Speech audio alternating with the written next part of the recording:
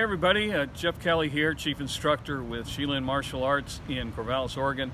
Today we're on the beautiful campus of Oregon State University.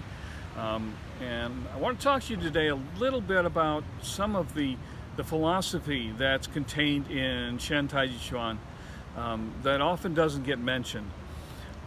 What we're going to talk about is some Daoist theory.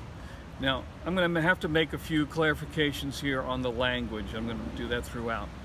A lot of folks don't understand Chinese, obviously. The typical romanization that was used in the past is called Wade Giles, and they have some really funky rules. And so it's easy to mispronounce things. Most people today use the Chinese system of Hanyu Pinyin or Pinyin, and that's what we're going to use, or what we use in all our material. So when we talk about Taoism, you may have seen the word T-A-O. Actually, according to Wade Giles, that is pronounced Dao. In Pinyin, we'd spell it D-A-O. So it's not Taoism.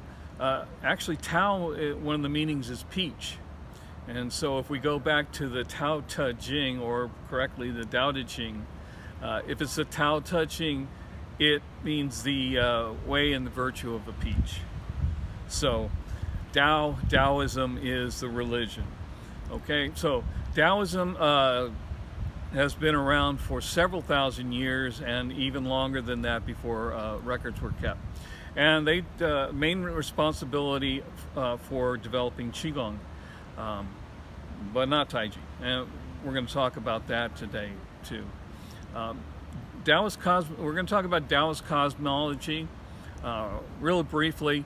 The goal of Taoism is twofold. One is to have a long, vital life, and the second one is through using internal alchemy to become an immortal. And what that means is developing yang energy and then reuniting with the Tao. And the Tao is the formless,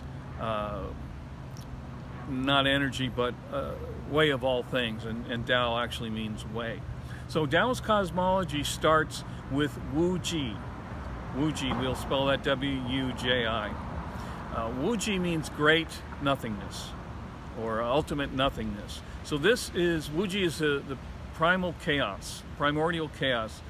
Before there was form, there was nothing. That's Wuji. Okay. The second concept we're going to talk about is Taiji. Okay. Here again, we got to talk linguistics. So what we've seen in English-speaking nations, again, Wade Giles, it's usually spelled T-A-I or T'-A-I and then C-H-I. Well, actually, according to Wade Giles, that is pronounced Taiji, but because it's C-H-I, same spelling is used for chi in Wade Giles. The word chi should actually be C'-Hi. That would be pronounced chi. The concept of Wuji, in Pinyin, W-U-J-I, has nothing to do with martial arts. It's a philosophical concept. It means grand ultimate. And the grand ultimate is the potential for all things. It's beginning of form. In what we would call the Big Bang. Okay, so that's Wuji and Taiji.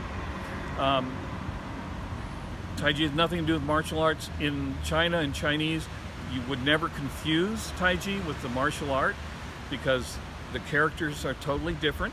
So if you start talking to a Chinese person about Taiji, they're going to think about the philosophical aspect, not the martial aspect. To make it martial, we have to add the word chuan. Chuan means fist, which means boxing. So Taiji is a concept. Taiji Chuan is a boxing or martial system based on Taoist philosophy and the concept of Taiji, of everything.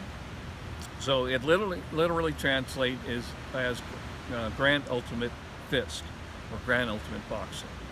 Okay. We're going to go back to the founder of Chen Taijiquan, Chen Wanting. So around 1700, he developed what we now call Chen Taijiquan in the Chen village in Henan province, Zhenjiagou. This is where I studied Chen Taijiquan initially, about 30 years ago. Okay. We all know that the movements of Chen Taijiquan were borrowed from external systems, especially Shaolin. Shaolin Temple, which is known for its hard style, is not that far from Chen Village. And I know because I was fortunate enough to become a 31st generation lay disciple of the Shaolin Temple under the late Venerable Master Su Shi. So we know that Chen Wanting borrowed movements from existing hardstyle martial arts. What he did that made the art so unique is he brought in Daoist philosophy, Qigong, breathing exercises, Chinese medicine, developed pushing hands so they could be practiced safely. So there's a lot more to Chen Taijiquan than just the movements. There's a great deal of philosophic evidence in there. There's the blending of yin and yang, which we'll try to go into another time. But basically, yin and yang, as you can see here, are complementary opposites. Each contains part of the other within it, and as one reaches its fullness, the other one begins. Okay? If you're not familiar with Taiji theory or yin-yang theory, do some research. It's very involved, but it's very enlightening. Oh, and by the way, it is pronounced yang, not yang. There is no ang sound in Mandarin Chinese. So please, as a favor to me, yang. Okay, so what I'm going to do now is using Chen Taijiquan, I'm going to create the universe in one movement of Chen Taijiquan. Okay? So, our opening movement in Chen Taijiquan, called preparation or opening movement, is this.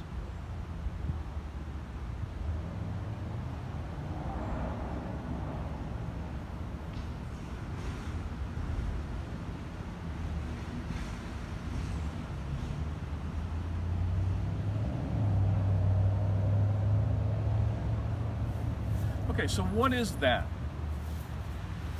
Preparation movement. All right, so you've probably been told, okay, it's just getting ready to do the form. Okay, you got to get settled. It's a lot more than that. There's actually a philosophical content to that, which again runs through the entire system of Chen Taijiquan, and I'm going to explain that to you right now. So in this position here, this represents the Wu Ji. This is emptiness, the great emptiness, the universe before form, primordial chaos. So nothing exists. So I, as a practitioner, don't exist. This is used for meditation. It's very neutral.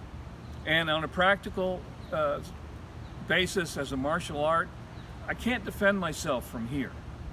I'm not going to be too successful punching, kicking, drawing the person in. You can't really move from this position. Okay, so there's emptiness. The second movement, stepping out to here. Now this represents Taiji. Taiji is the beginning of form. It's the potential for all things. It's also known as the One. So from nothing comes the One. Now this is what we would call the Big Bang. From nothing comes the potential for all things, even for our life itself. So from Wu Ji comes Taiji.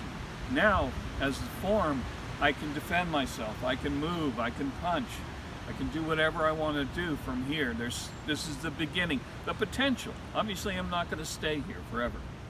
Now, from Taiji comes yin-yang. From the One comes the Two. We've talked about yin-yang. How's that in the form? Yang energy is light and bright and airy, and it rises. It's fast-moving, it's hard. But for our purposes here, yang energy rises. So we're working with yang energy here. From here, once yang reaches its fullness, it becomes yin. So yin is heavy and sinks, it's the earth. So now my hands sink, and this is yin energy, the Two. So from nothing comes the One, from the One comes the Two, from the Two comes the 10,000 things. So from here, now I can practice Chen Taijiquan. I can do all the movements. I've reached the potential. I can do the entire form. The first form, the second form. The first form is balanced, the second form is balanced. We'll talk about that in another time. So, using the Daoist concepts, from nothing comes the one, from the one becomes the two, and from the two comes the 10,000 things. Okay? So that's what I like to call creating the universe in one movement. Now, Chen Taijiquan has all sorts of these type concepts, and we'll get into that more a bit later. So this is Jeff Kelly with the Xilin Martial Arts Society in Corvallis, Oregon, coming to you from Oregon State University. Go Beavers! We'll see you next time.